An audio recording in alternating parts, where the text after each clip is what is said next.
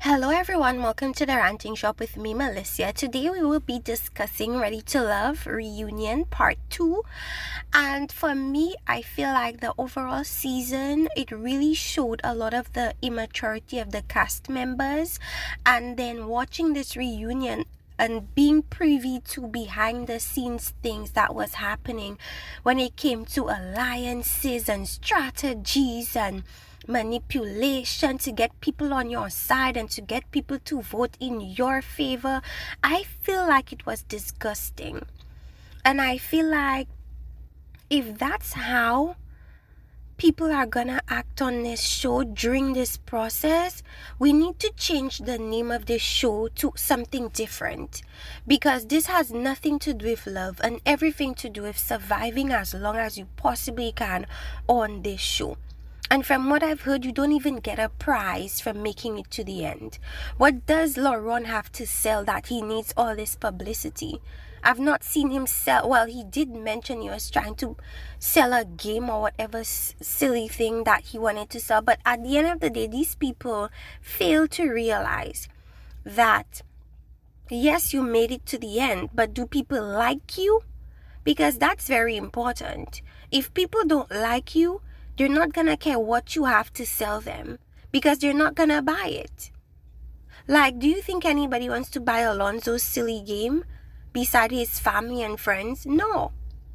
So nobody's definitely not gonna be interested in whatever Laurent has selling. And him saying Mika wanted a spin-off, that doesn't make any sense. I've really not seen couples have a spin-off except for Joy and Clifton, and that's not even a spin-off. They both went on to Love and Marriage DC. That's not a spin-off. And they were lucky to even get that gig.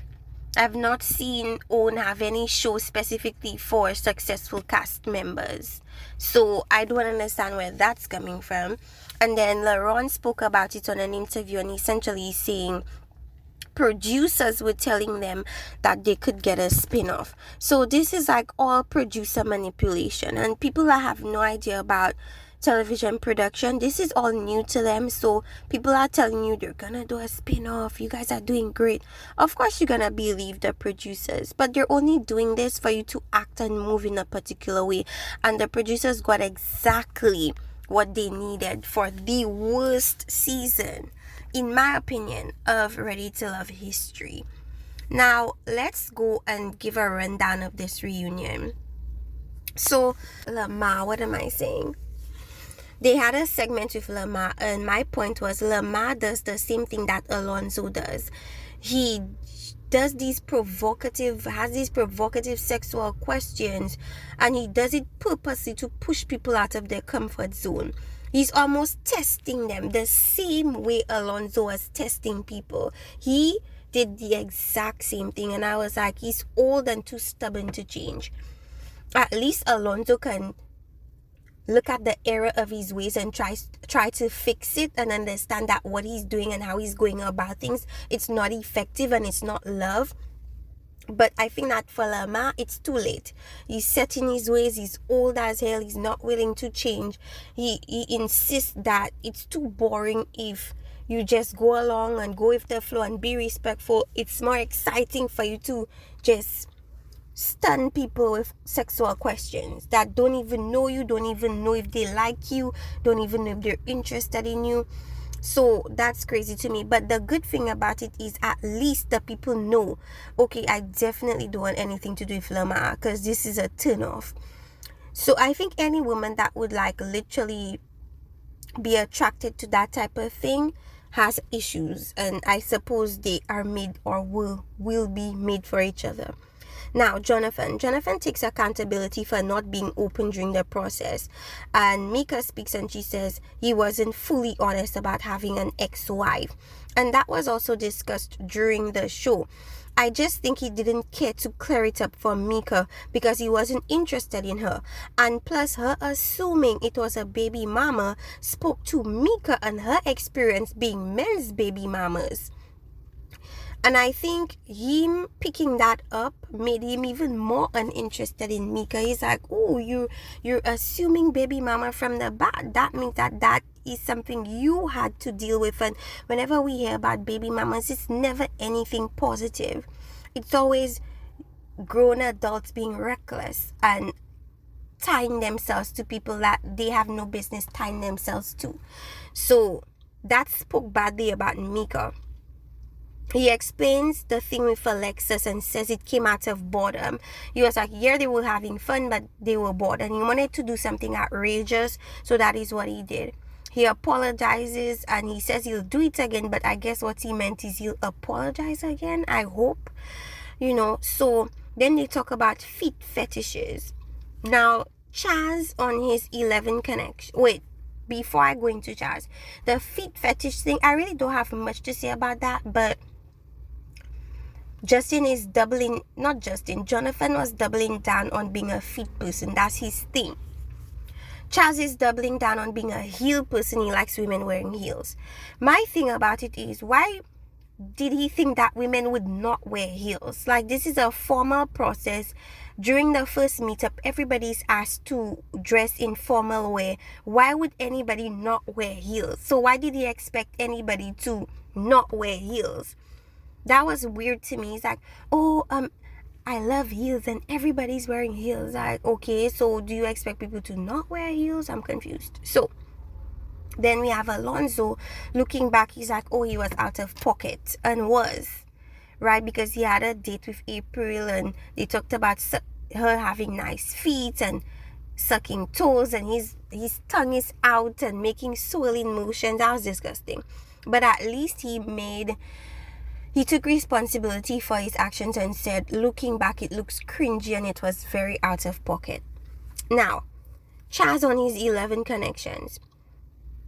Vanessa felt like his feeling towards her diminished throughout the process, which is absolutely true.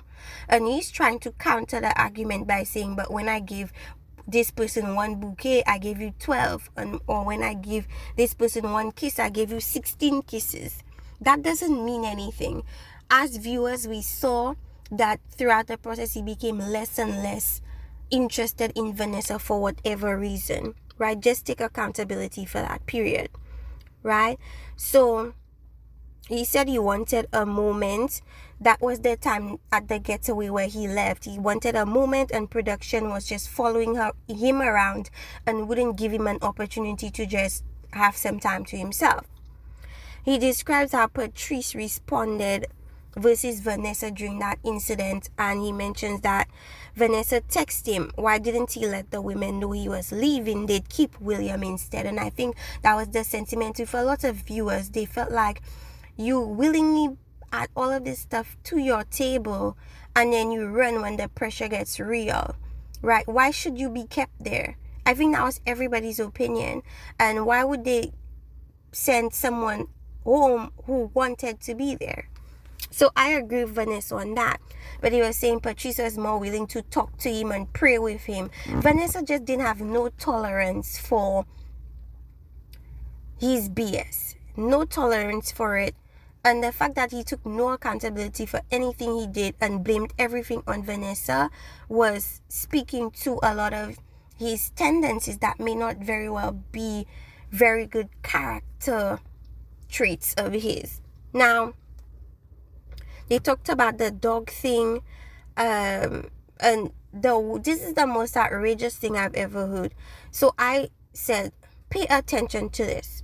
He said when he first met Vanessa, she said she didn't like dogs. So it's not something that he learned later on. He always knew this stuff about Vanessa. He always knew it. But they still went on dates. He still kissed her. He still gave her roses. He still wined and dined her. It's as if that didn't make a difference. So he continued to pursue her throughout the entire process after even knowing she didn't like dogs. And the worst thing he did was he compared his dog to her children. And to me, that was the most disgusting thing that Chaz could ever do. My thing about Chaz is the more he tries to make himself seem like he's better than Vanessa, the more we as viewers notice that he's below her in so many ways. Look at how she handles things. Really calm, really collected. Nothing he does phases her, and he continues to try to do it. He continues to try, and he pokes and he pokes and he pokes, and she continues to not let him get to her. That's how a mature older person, or I shouldn't say that, that's how a mature grown person deals with being poked and prodded. They don't let it get under their skin, and I'm happy that Vanessa never let him get under her skin. He blamed the flower BS to him being poetic. That had nothing to do with you being poetic, and everything to do with you wanting to embarrass Vanessa, period. None of the women agreed to those tactics, except for, I guess Alonzo is not a woman, but he's the only one that was like agreeing with Chas, talking about, oh, I understood him in that moment. Boy, if you don't shut. Anyways, Alonzo defends his approach. Well, I did say that. 2 clowns. He says he found love. That's, what's his name? Chas says he found love. And I said, with what? With who? His dog? I saw that he kept trying to interrupt Vanessa. It appears that he wanted to fight for the upper hand, and then he delivered the I found love thing almost as this final blow. Like, yeah, I finally one-upped you. But it didn't land because nobody believed it. Even the women in the back are like, whoa, like, that's not, he lying. The way he described it, he always had that woman around. It kind of reminds me of that situation on Love is Blind where Trevor was like, we busted and we found out he always had this secret relationship with another woman. He basically encouraged the woman, or told the woman he was going on the show. The woman was open to it, and in her mind she's thinking, okay, he's gonna just do this for publicity, and when he's done he's gonna come back to me. The level of delusion a woman has to have to think that a man goes on a dating show solely for publicity and will come back to her is crazy to me. Whichever woman that he is supposedly going to marry should be really embarrassed, because I don't know which woman wants to marry a guy that is saying to the world that you were just hanging around and okay with him going on a dating show and potentially finding somebody else while you just linger in the background waiting for your chance with him. That is pathetic, and that doesn't speak highly of that woman. That is embarrassing. And it also speaks to his lack of authenticity, because if you're going to say you always had that woman in the background, it means you never took that process seriously, right? You never took the process seriously. You did it as an experiment, and she was willing to let you go through, because you know sometimes women are like, let me let him date and do what he want to do. If this is real, he's gonna come back. That's how women see it. And that's so not what it is. What it is you're being a doormat for a man that is showing you that he's not interested in you and is using you as the last resort, and you're okay with that. Anyways, so that didn't make him look good at all. But anyways, he continues to shoot himself in the foot time and time and time again. Laurent says that's why he needed to leak those voice messages, because nothing he was doing was getting Vanessa the way he wanted to get her. So I guess he felt like the text messages would do it, and it still didn't do it, because every time he attempts to make Vanessa look bad, he looks even worse. Now Laurent says he didn't have the strongest connection with Koshia, to Koshia's shock, right? He said he tried to reach out, but she wanted none of it. He said she was on a date with another guy in the process and was being sneaky about it, and that guy ended up being Chas. Chas denies it, and I think she also denies it, but they didn't spend too long on that situation, so we didn't even hear all the details of why he thought she was running around with Chas. Maya, even after all this, she still felt like he was cool. Sometimes women, it's your own fault. And Marie 10 years said this. when she spoke about the Maya situation.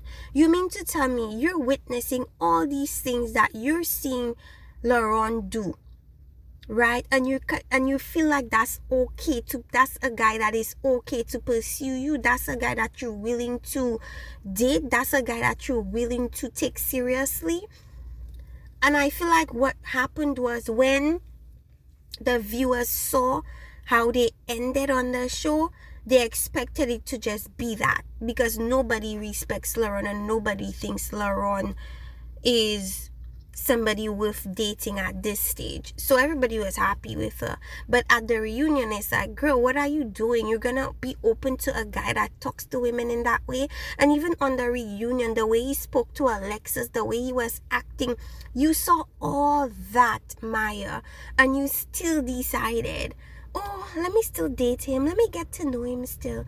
Like, some of these women, like, you cannot feel sorry for them because they purposely put themselves in situations that they could easily avoid just because the guy's pursuing them. So because you're getting a little attention, he's buying you a little bit of gifts, taking you out to Drake and Lil Baby concerts, you're willing to overlook all those red flags. And then because the public is now aware of what happened with you being cursed out at the club and all these things, now you want to save face and drop him? That's cold-blooded. That's nasty work, because you were okay with it the whole season, even up until the reunion and afterwards. You were okay with it. You just were not okay with the fact that we, the viewers, saw that you were willing to accept it, and you knew we would not see you and respect your decision. So that's why you... But anyways, let's move on. The secret group chat.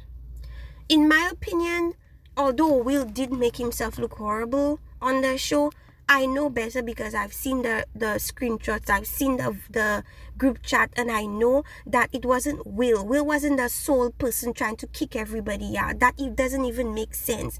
And in the group page on Facebook, I think it was Taquilla made mention of the fact that the contestants are not even the one that send other contestants home. This is all in the producer's hands. The producers make the final decision. So even if all of them want a particular person gone, the producer, if they decide that person is like giving us enough ratings, they will keep that person. So all of this thing about, oh, he conspired to get A and B out and C and D out, all of that was for nothing, because they do not control who goes home, really. I heard that they swayed a decision. They may heavily protest for certain outcomes, but they're not the ones that control that. So the way they went about this show, as if it was the Hunger Games and as if it was Survivor and all these other reality shows, was hilarious in hindsight, because y'all did all this for nothing. And the thing about it is, it wouldn't even benefit Will. Will is trying to say that, okay, you're saying I'm the cause of all this game playing and strategizing, but it didn't benefit me. You know, he went home fairly early in the process, so whatever strategizing it was doing, it clearly didn't work, because he still ended up getting voted off. Who ended up making it to the end though? Laurent. So I completely believe that he participated in it as well, and he's the one that was also advocating for Mika to be sent home. And I low-key feel like Mika learned about this after the fact, and that is why she and Laurent fell out after the reunion. It's because she found out that as much as Laurent is throwing Will under the bus and William under the bus, he was part of it as well. And she realized that he was conspiring to get her out. So that's probably her get back. Her get back was to go to Maya and say, you know, at that club, he did A, B, C, and D. He called you a B. He said this about you. And she messed up his thing with Maya. And I would not put it past Mika to be vindictive in that way. Now, As I said, they were all a part of it, and he's putting the blame solely on Will, and he also wanted to get Mika out. It's so interesting and hypocritical. And Crystal EXO was talking about, oh, LaRon was standing on business. What business was LaRon standing on? LaRon was also a part of those group chats. He also wanted people voted off. So, like, what's even the point of all that? Now, I did mention all of that. Will only had one connection, and that was Alexis. So people saying, oh, he conspired and he's the mastermind and he did, it's a lie. He did some things, but all of them did some things. Especially LaRon, which is the one accusing him of doing the most stuff. It's so hypocritical. He's accused of sharing information with Alexis, and in my mind, I'm like, so? He shared information about Koshi and Mika and what they were gonna do, so he was doing the same thing Will was doing. So I said LaRon needs to shut up, because he was in on everything and he exposed it after Cole left. When you expose people, you expose yourself. And that's all I'm gonna say about LaRon. Justin and Mika find love and he's willing to overlook the kids thing. He said he's spoken to the son and the daughter. He's spoken to the daughter as well. I don't think they've met face to face, but he has interacted with her children in certain regards. Now, do I think the relationship is gonna stand the test of time? No. Because I feel like the children thing will always come into play. Whenever he's ready to have children, it's gonna be the determining factor of how long their relationship lasts. Because during the show, she was telling Justin's brother that she's willing to have children for him, but then at the reunion she's saying that she's not interested in having children. So which one is it? Like, did you just say that to make him interested in you, and then you pulled the rug from under him and said, psych, I was playing? Like, I'm confused. He says he's willing to accept the 90% that he really loves from Mika, even though he doesn't get the 10% that he wants. And I think over time, that 10% is gonna be much greater than that 90%, and that will determine how long they last. So LaRon shoots his shot at Maya. And if you guys have seen my other video explaining Lavagate, you know how that went. It didn't go well. As I said before, Maya saw all the red flags and she proceeded to move forward. So whatever she got, she got. She wanted, she did it to herself. LaRon went on Crystal EXO's page when he realized that Maya really wasn't messing with him anymore, because Maya accused him of lying on her. So he went on Crystal EXO's page and he went as far as saying he wants the gift back that he gave her for her birthday, which I believe was a necklace and earring set. I think that's what it was. And he said he wanted it back, and he said that Maya said she was gonna dog him and do all these things. So things have been said, so I don't think there's any coming back from that. That ended up in flames, which everybody would have predicted, because nobody felt like it was a good idea that she was giving LaRon a chance. Anyways, you guys, let me know what you guys thought of the final reunion part 2 of Ready to Love. Talk to me in the comment section. Let me know what you think. Do you think that Mika and Justin are gonna stand the test of time? People are comparing Mika and Justin to Joy and Clifton, which to me is crazy, because Clifton and Joy had their thing from the very beginning. It was undeniable, right? Justin and Mika's thing just came about later on in the show, and plus they have that issue with to have a child or to not have a child. So I don't think they're gonna last, but I'm happy that they're happy right now. So yes, I would also like to add the situation where they're talking about strategies, and Mika found out that they wanted to get her out, and she was basically telling Dominic that he aligns with men that talk about women or want to get certain women out and stuff like that. And I'm like, Dominique, I mean, you can't really blame Dominique for what the other men choose to do. Like, what do you want him to do? Like, I don't know. So I felt like that was weird, but it also spoke to the reason why Mika and Dominique suddenly had no connection anymore. Now let's talk about the last little bit of the show that I forgot to speak on. First of all, Alonso finds out that William and Patrice were still talking, still dating, and that they're gonna plan to go out on a fairy date. He looked really surprised there, but in the group chat, he said that he already knew. Now, in that case, it proves what the women were saying on Kojo's panel, which is that he clocked Patrice, and as a result, he felt like he didn't need to stop being in the streets. So I guess at that point it became fair game. But for some reason, I feel like people are just saying anything at the end just so that they don't seem like a loser. So there's that. I also feel like that's the case for Will.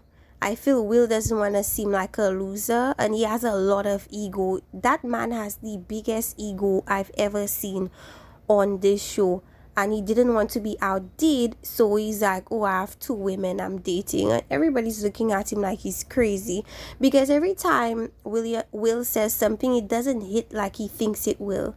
Like, it comes out looking horrible. So that there's that with these two. Another thing was that Dominique and Vanessa were like, oh, they're still dating, they never stop dating, they're still hanging out. And I think it is wise to not stop dating, because even if you are still on the show and you are, I guess, having a stronger connection with somebody else, you still don't know that person enough to make a decision of closing all your other options up. I actually feel like it's smart to actually keep your options open, because you don't know who you're dealing with. And she was right to keep her options open, because look at how that situation with Charles turned out. I know people want to spin it to make it seem scandalous, but I feel like it was in her best interest to keep her options open, because he kept his options open on the show. I'm also happy that he claims to not be interested in Vanessa, but the moment Dominique announces that him and Vanessa are still talking and dating, look at his facial expression. He looks like somebody just slapped him in the face. That was the best thing out of this entire reunion. Every time he feels like he gets the last word, it's never the case. She always gets the last word, and she always ends up looking like the bigger and better person. And so I definitely agree with Mo when he said that when it came to Will, he was just trying to outrun or outdo the other guys, particularly Laron.